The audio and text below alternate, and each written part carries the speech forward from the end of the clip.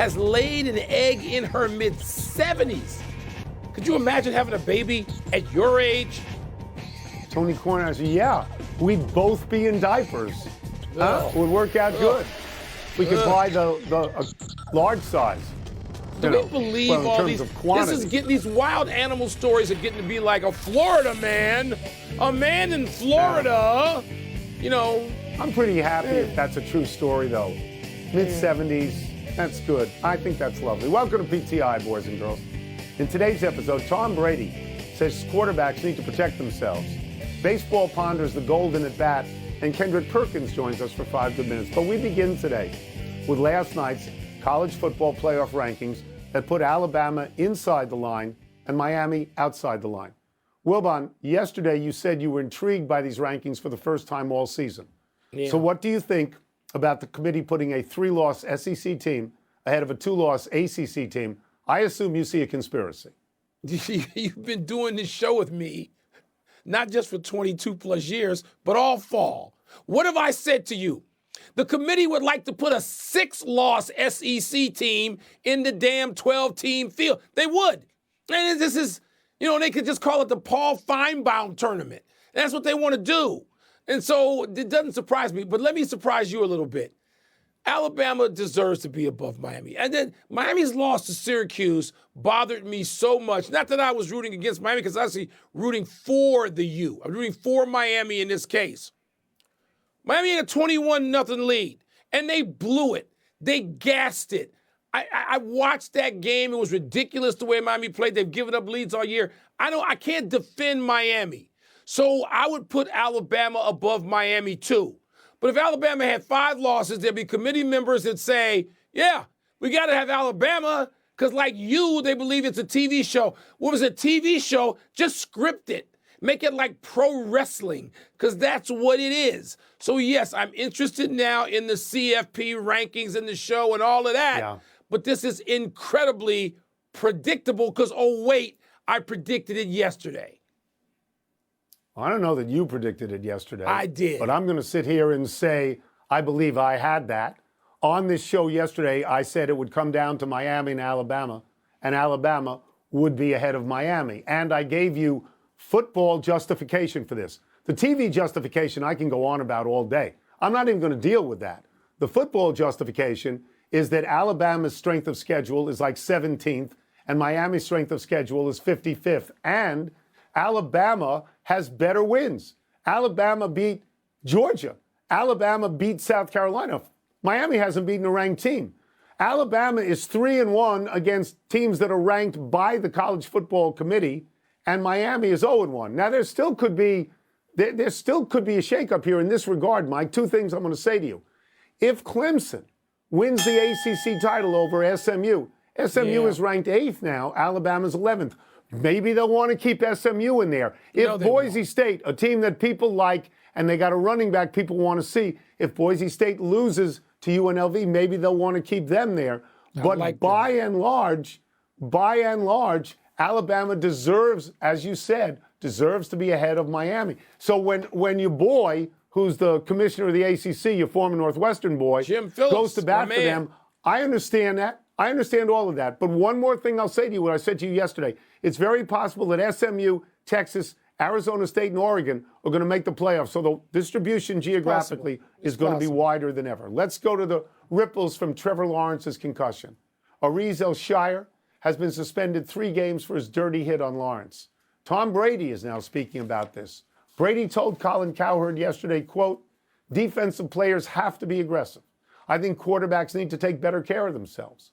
When you run, you put yourself in a lot of danger, and I don't think the onus of protecting a quarterback who's running should be on a defensive player.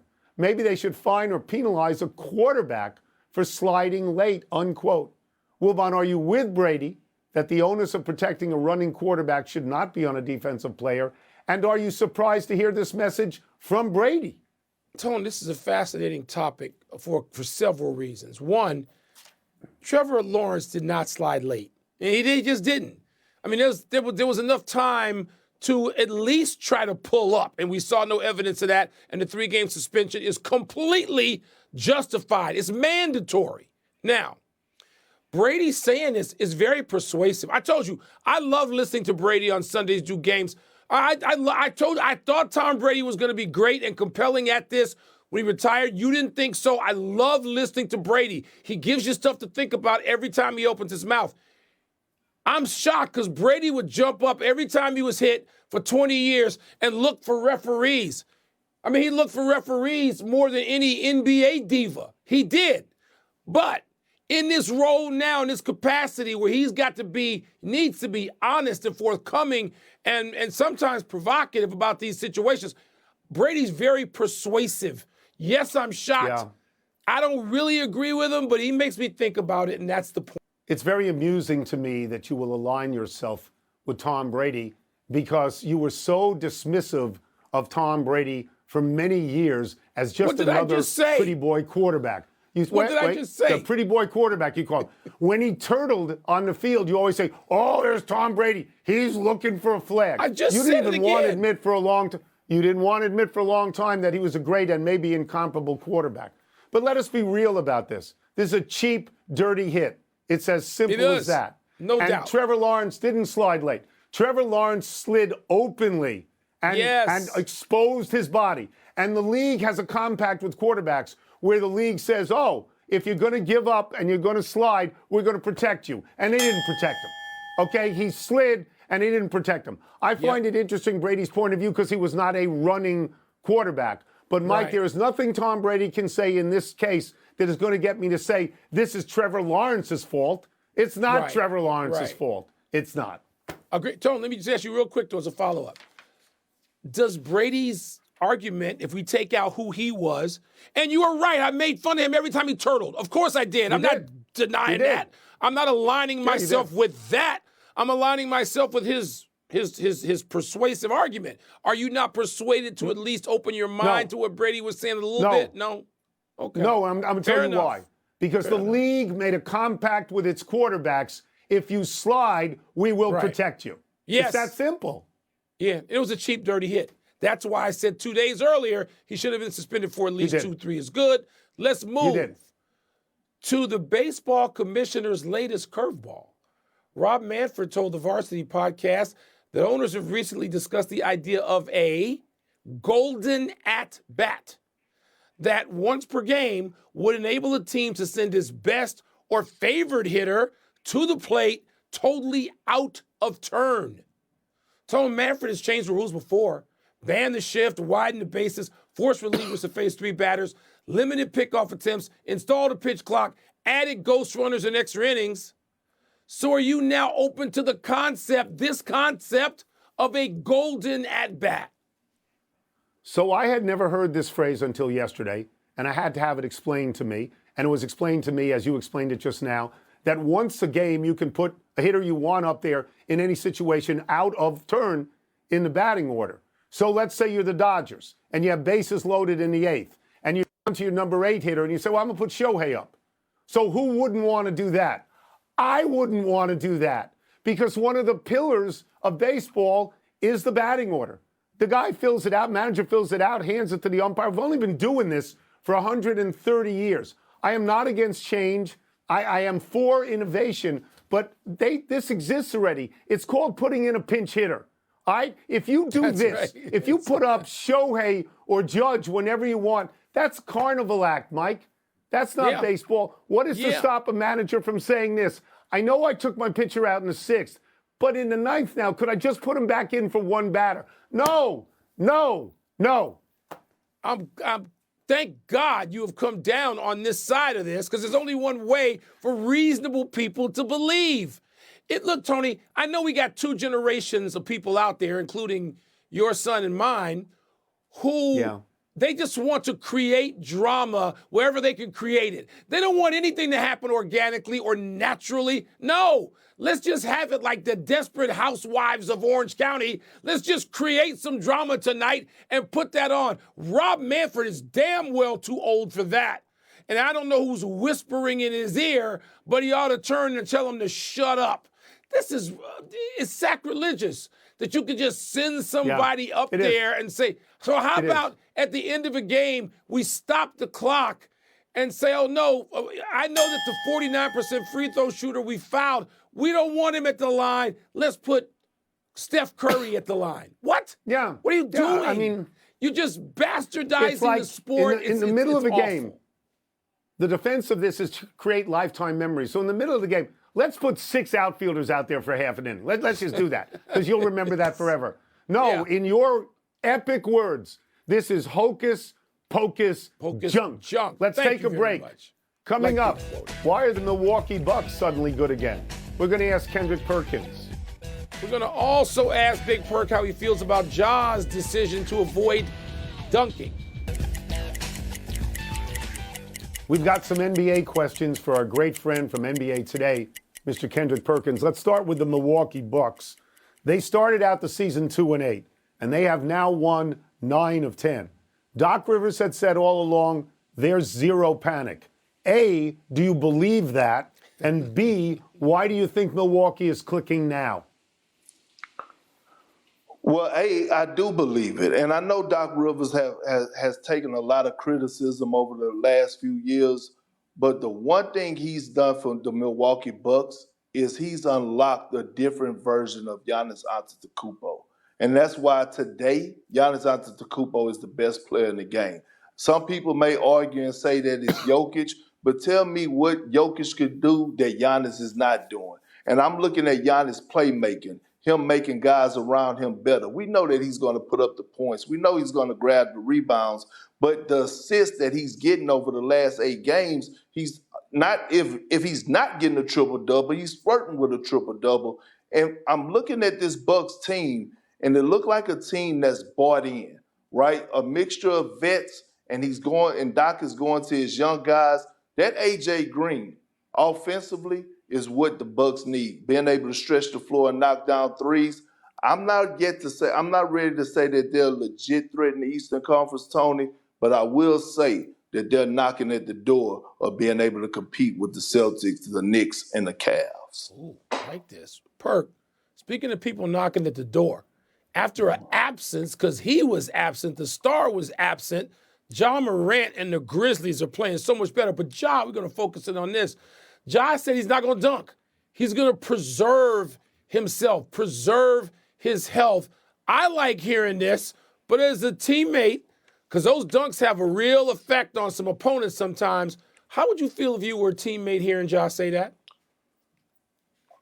The old Perk, the veteran Perk, I would actually love it because you know why? It's called growth. It's called maturity. And although a guy like myself, Tony, you, Wilbon, we all love to see the highlights of Ja Morant. We all love to see him baptize a few guys. But we also like to see Ja Morant be available and be on the floor on a night-to-night basis. And I think when you hear him start to speak that way, he see the big picture. And he wants to be available. He wants his seat at the table back. He wants to go after Anthony Edwards and say, nah, young fella, I'm still here when it comes down to being in the conversation as being one of the future faces of the NBA. So I actually applaud him for this, and I think it's a sign of growth. Perk, I won't make Tony entirely crazy by suggesting the Western Conference Finals could be Memphis versus Oklahoma City. But I'm throwing that out there just in case as we start to move on in the year. But who do you see challenging OKC in the West? Because they clearly are the best team in the West right now. I will be careful using the word clearly. They're not clearly the best. Seen the Dallas Mavericks? Have you seen Kyrie Irving playing at an all NBA level? Yeah, he is. MVP level. And look, this is the best team that Luka has had around him since he's put on a Dallas Maverick uniform. They check all boxes. I love what Spencer Dinwiddie is doing, bringing off the table for his offensive ability to play, make, and get buckets. P.J. Washington, he looks very comfortable in his role. And those lob threats, that damn Derek Lively and Daniel Gafford are a problem. Luka has come back looking like skinny Luka since his injury, and Dallas is still, to me, that biggest threat to the Oklahoma City Thunder for us representing the Western Conference. So stunned that nobody's mentioning the Lakers because we are contractually obligated on this show to talk about the state of the Lakers every single day. I'll get you out of here on this. This is near and dear to my heart and probably to Mike's.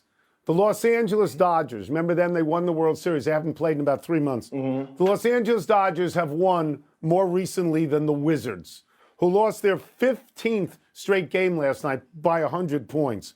What is the word you would use to describe what you're seeing out of the Wizards? It's simple. Embarrassing. Look, when the Washington Wizards are on TV, I make my 2 oldest sons go to bed and don't watch the game because I don't want them picking up bad, selfish habits, right? They have a bunch of guys that think that they're better than what they really are, right? Kyle Kuzma, I think he understands now that, hey, I'm not a number 1 option on the team. Hell, I'm not a number 2 option on the team. Jordan Poole, I bet he wishing right now that he would have acted right in Golden State and still been playing alongside Steph Curry and Draymond Green. When I look at the Washington Wizards, and I feel so bad because the head coach, Brian Keefe, he was one of my assistants when I was with Oklahoma City. I feel bad because I know he knows the game in and out. He's been to the finals. He's coached Kevin Durant. He's coached Russell Westbrook. But when I look at the Wizards, I'm saying, well, damn, when are y'all going to get it right? The city don't deserve that.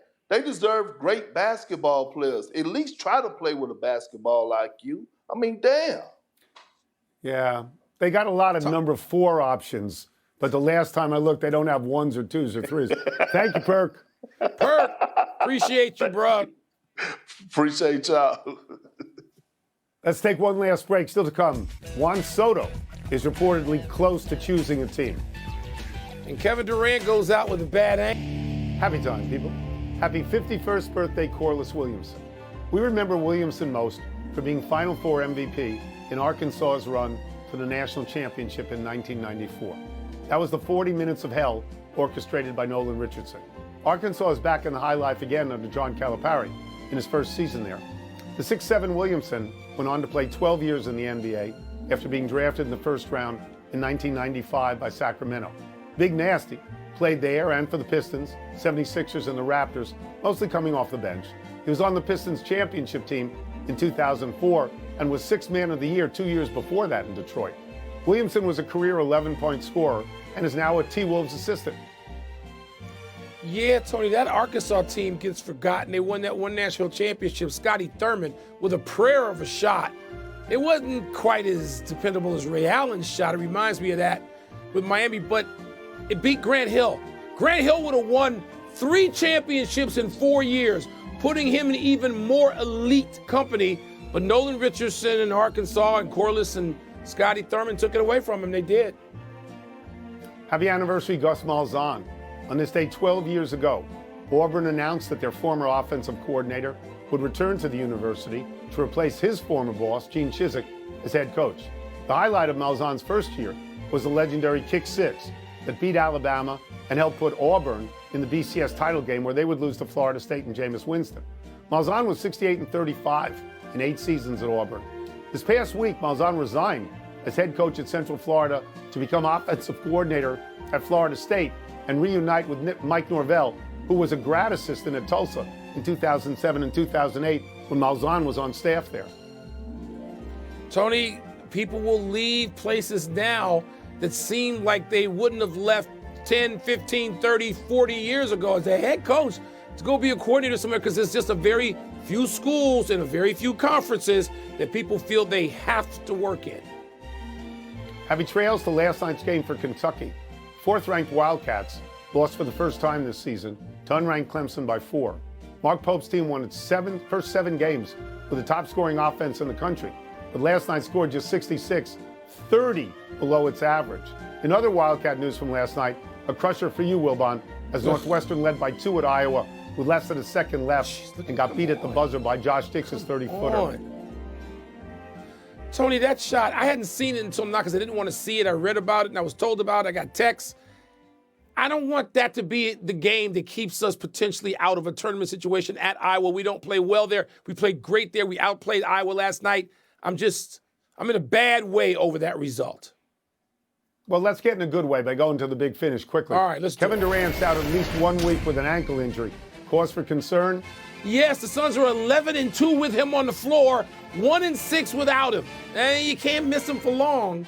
Juan Soto reportedly could make his free agent decision by end of the week. Does that make sense to you? He already knows where he's going. Everybody knows that. Falcons coach Raheem Morris says he has no qualms about Kirk Cousins bouncing back from a 4-pick game. Do you? No. Falcons at Vikings. He's going back home to play in Minnesota. Now, if he throws 4 picks there, ooh. U.S. women's soccer beat the Netherlands 2-1. Is that significant? I don't know, but the new coach never loses. That's significant. Last one, Paul George out tonight. Joel Embiid remains out tonight. The Sixers at home against the Magic. Your thoughts on that? My man PG just had 29 last night against the Hornets in the win. Look, Orlando's going to be good anyway. Even if all those guys were back in, they might win that game. But I want to see the Sixers whole. I want to see it. They're a disaster. We're out of time. Try and do better the next time. I'm Tony Cornheiser. I'm Mike Wilbon. Same time tomorrow, Knuckleheads. And now, PTI. Insiders. It's time for screen time, and no one spends more time on their phones than our insiders, Adam Schefter, Shams Charania, and Jeff Passan. And Shefty, we start with you in the NFL. Walk us through the latest injury updates you're hearing for Week 14, starting with Josh Jacobs ahead of a key Thursday night game featuring the Lions and the Packers. Big Thursday night game, Kevin, and Josh Jacobs was limited in practice this week, but he is off the injury report despite that calf injury and expected to be a go Thursday night against the Detroit Lions. He's been integral, as important to the Packers as Derrick Henry's been to the Ravens and Saquon Barkley to the Eagles. Jacobs in the lineup. Meanwhile, the Eagles, Dallas Goedert did not practice due to that knee injury that he's been dealing with, and Devontae Smith was full go at practice, which tells you that he is trending and tracking to be back in the lineup. He was close to playing on Sunday against the Ravens. Certainly looks like he'll be back this week. As for Trevor Lawrence, earlier today, the Jacksonville Jaguars placed him on injured reserve after he suffered a concussion on this controversial hit on Sunday. Trevor Lawrence's season, in all probability, is over. He's got a left shoulder injury. He's got that concussion. The Jaguars claimed Josh Reynolds with the spot that they gave up by putting Trevor Lawrence on IR, but with him having that shoulder injury too, Kevin, it looks like it is a wrap on the 2024 season for Trevor Lawrence. Quite a disappointing season for the Jaguars, a team currently slated to pick third in the draft next spring. Shefty, thank you so much. More NFL coming up, of course. Why the Lions' biggest roadblock to the Super Bowl could reside in their own locker room. Super Bowl champ Jason McCourty explains what could hold Detroit back. That's ahead. But right now, we got a developing story in the NBA. Kevin Durant left the Suns' victory over the Spurs in the first half last night with a sprained ankle, stepped on a foot driving to the basket. Earlier this season, Phoenix went 1-6 when KD was out with a calf injury. And let's bring in our NBA insider, Shams Charania. Shams, what are you hearing about the status of KD moving forward? Kevin, I'm told that Kevin Durant has sustained a left ankle sprain. He will be out about 1 to 2 weeks. This is an injury based on rest, recovery, and rehab is going to dictate exactly when he will be back. But this is a significant blow to the Suns. They're 11-2 with Durant in the lineup. It's night and day when Kevin Durant is on the floor versus off for these Suns. But now that he's going to be missing at least 1 week, could be more than that, they will rely heavily on Bradley Beal. He will be healthy for this stretch of games with Devin Booker. A lot will go on his plate, but no Kevin Durant for at least the next 1 to 2 weeks. Yeah, Phoenix beginning a 4-game road trip tomorrow night in New Orleans. Shams, thank you so much with the very latest in the NBA.